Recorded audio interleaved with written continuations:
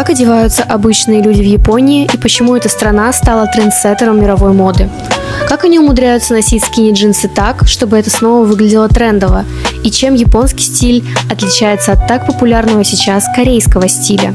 Я съездила в Токио, прошлась по модным улицам и секонд-хендам, чтобы ответить на эти и другие вопросы. Посетить Токио была моя большая цель длиной в год. Я учила язык, откладывала деньги, и вот, наконец-то, эта мечта реализовалась. Я решила совместить приятное с полезным, поэтому я снимаю этот ролик, чтобы ответить на все вышеперечисленные вопросы. Оставайтесь со мной до конца, будет интересно и приятного просмотра. Начнем с того, что Япония – это страна, где стиль – это способ самовыражения, индивидуальности. Здесь нет стремления выглядеть идеально и безупречно, как в Южной Корее. Наоборот, японский стиль – это про бунт, уникальность, творческий хаос, гранж, винтаж, культ деталей – это три главных кита, которые делают японскую уличную моду особенной. Это все сочетается с необходимостью очень строгого дресс-кода и внешнего вида для сотрудников офисов и корпораций, которые обязаны носить идеально выглаженный костюм, рубашки, пиджаки даже в 30-градусную жару. Стиль – это продолжение их культуры и современного искусства, особенно музыкальных направлений. Япония – это страна, где до сих пор жив рок, и не просто жив, а популярен, и в сочетании с электронными жанрами складываются новые течения, которые проявляются в стиле обычных и, по большей части, молодых японцев и японок. Итак, давайте поговорим про особенность и уникальность японского стиля. И первое, что мне бросилось в глаза, это супер массивная обувь на очень-очень высокой платформе. Высокие платформы, необычные формы обуви – это неотъемлемая часть японского образа. То, что может показаться экстравагантным в других странах, здесь является нормой. Только в Японии вы можете найти такое разнообразие обуви, кроссовки, сапоги, ботинки, не знаю, вьетнамки, все что угодно на самой сумасшедшей высоте платформы. Такой обуви я не видела больше нигде. Я хочу отметить тот факт, что японская мода – это по большей части про мужчин, про парней, потому что 80% секондов в Японии ориентированы на мужчин. Очень тяжело найти секонд-хенд для женщин. Либо в секонд-хенде очень маленькое место отведено под женскую одежду, либо секонд-хенд полностью ориентирован на мужчин. Почему так происходит? Честно, сложно ответить на этот вопрос, но мужчины действительно больше экспериментируют в плане стиля. Особенно меня впечатлил вот этот стиль, который популярен по большей части только в Японии. Он называется Visual Kei.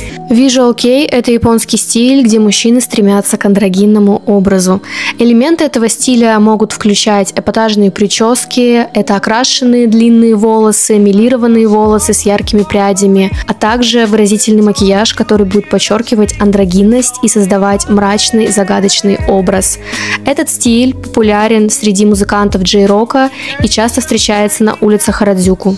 И приверженцы этого стиля считают, что такое легкое внедрение женских элементов в свой образ помогает больше нравиться девушкам. А что вы думаете? Пишите в комментариях. Нравится ли, если вы девушка, вам немножко такая андрогинность в мужском образе и женоподобность? Если вы парень, как вы к этому относитесь? И, возможно, вы тоже пробовали какие-то женские элементы, хотя бы даже длинные волосы. Действительно ли это больше привлекает женщин, чем классическая брутальная маскулинность? В то же время, если сравнивать с Южной Кореей, я скажу то, что здесь мужчины действительно более брутально именно выглядят. То есть реже можно увидеть мужчин с какой-то идеально безупречной кожей, с тональным кремом. Да, в целом они могут тоже накрасить губы, но это совершенно другое впечатление. Я бы даже сказала, что вот эти элементы женственности в имидже мужчин, они скорее даже подчеркивают брутальность, они подчеркивают мужественность, в то время как в Корее Там совершенно другой стандарт мужской красоты. Это милое лицо, накачанное тело, это один стандарт причесок, там 1-2 прически, и все, классический такой набор, очень-очень хороший мальчик, такой прямо золотистый ретривер, только более корейская версия.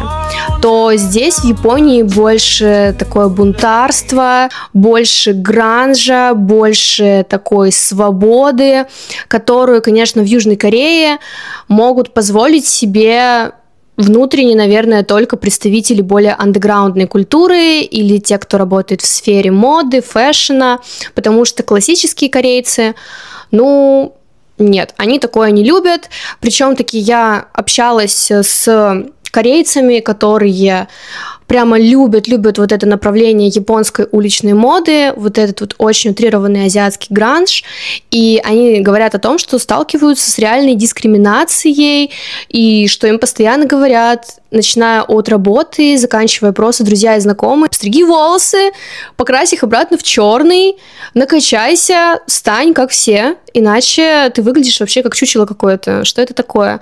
А в то время как японская аудитория, она восхваленно хлопает в ладоши и вдохновляется такой эстетикой. Следующий пункт отсылает нас к аниме, потому что это тот пласт культуры, который невозможно игнорировать. Он оказывает очень большое влияние на японцев, поэтому можно очень часто увидеть, что они прямо вдохновляются персонажами.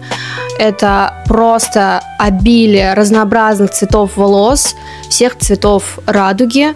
Я, честно, редко встречала вот прямо скопление людей, и это похоже, правда, на какую-то даже субкультуру, когда ты видишь, что действительно просто зеленые, желтые волосы, синие волосы, розовые волосы. В той же самой Южной Корее, вы вообще не встретите человека с какими-то цветными волосами, потому что здесь, если ты отошел в пару тонов от классического черного, то на тебя будет очень косо смотреть. Следующий элемент уникальной японской моды – это изобилие самых невероятных деталей. Это какие-то брелочки, хвостики такие, знаете, которые сразу же, у меня возникают какие-то другие ассоциации с этими хвостиками. Тем не менее, они их вешают себе везде на джинсы, на сумки и так далее. Брелки, цепи, всевозможные заклепки, заколки. Все, что только можно вообразить, обвешивают себя просто с ног до головы, изобилие аксессуаров, и в то же время это выглядит действительно органично и интересно. Вот тут мы добрались до особенностей женского стиля. И скажу сразу, это действительно удивляет, потому что, несмотря на ультрасовременность страны, мощно прокачанные технологии, страна первого мира, девушки выглядят очень консервативно. Это длинные юбки, это закрытые блузки такого романтического типа с широкими рукавами, которые очень плотно закрывают зону декольте. Все это в сочетании с той самой массивной обувью. Что же насчет вот этих самых анимешных девочек, да?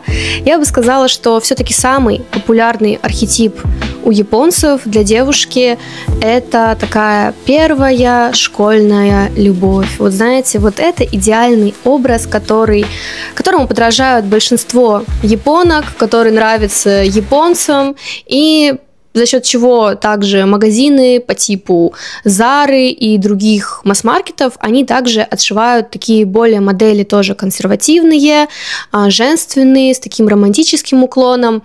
И также, да, это все в целом сочетается с тем самым гранжем, про который я говорила уже, про вот эти бунтарские отсылки. Поэтому, конечно, есть девушки, которые в более андеграундное направление уходят.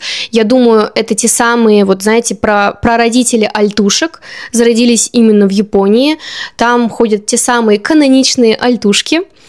Поэтому, да, можно встретить все, что угодно. Но что касается такого стереотипного восприятия японок, да, вот эти все костюмчики по типу горничных, там, школьниц и так далее, естественно, так ходят только девушки, которые подрабатывают хостес в мейд-кафе или же раздают листовки в эти же самые мейд-кафе. Поэтому, да, часто по городу можно идти и встретить такую девочку, которая идет прямо в таком костюмчике из секс-шопа, но она просто идет на работу или с работы. В просто повседневной жизни, конечно же, японки такое не носят и вряд ли вообще симпатизируют идеи вот такой сексуализации женщин. Почему как раз-таки и носят в повседневке больше закрытые и скромные образы? Если в целом подвести итог, в чем колоссальное отличие между корейским стилем повседневным и японским, это, конечно, вот эта идеальность, к которой стремятся корейцы. Это вещи, которые только с витрины, как будто бы ни одной катышки, все как с иголочки, идеальная гладкость, идеально продуманный до мелочей образ, который точно попадает в какой-то концепт, они реально уходят как из Пинтереста, по большей части. В Японии же, наоборот, более живые люди, все-таки более... Есть какая-то такая растрепанность, больше ценится винтаж, больше ценится свобода, индивидуальность, самовыражение. И это, конечно, очень сильно вдохновляет, потому что можно встретить просто уникальнейших персонажей на улицах города. И это очень сильно вдохновляет, восхищает. Поэтому здесь я лично отдаю предпочтение в сторону, конечно, именно японской повседневной моды, нежели чем корейской, которая все-таки загоняет людей в определенные рамки и такой социальный стандарт. Таким бонусным блоком я еще хочу рассказать о том, кому стоит приглядеться к японскому уличному стилю. Японская мода идеально подойдет обладателям типажа Heroine Girl или Heroine Boy. Если у вас детское лицо с легкой неправильностью и чистые милые образы вам не идут, обратите внимание на этот стиль. Гранж, винтаж, асимметрия, интересные детали – это то, что вам будет к лицу. Японская уличная мода – это не только стиль, это способ выражать себя, быть ярким, смелым и уникальным. Она вдохновляет искать свою индивидуальность, не бояться экспериментов и находить красоту в несовершенстве. Если вам близка эта эстетика, заходите в мой телеграм-канал, там я опубликовала готовые капсулы в стиле японской уличной моды, которые помогут вам легко внедрить этот стиль в свой гардероб. Спасибо за просмотр, ставьте лайк этому видео, подписывайтесь на канал. Встретимся совсем-совсем скоро. Пока-пока.